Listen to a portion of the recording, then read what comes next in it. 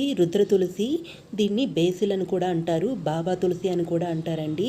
ఇది చాలా మంచి సువాసన వస్తుంది. అంటే ఈ ప్లాంట్ని ఇలా టచ్ చేస్తే చాలు మన హ్యాండ్స్ ఈ ప్లాంట్ స్మెల్తో నిండిపోతుంది. ఈ తులసికి మరొక పేరు ఏంటంటే కామ్య కస్తూరి అండి. కామ్య అంటే మనసు, కస్తూరి అంటే తీర్చేది అని, కోరిక తీర్చేది అని మీనింగ్ వస్తుంది. శివ ఆరాధనలో ఈ తులసిని ఎక్కువగా యూజ్ చేస్తారు.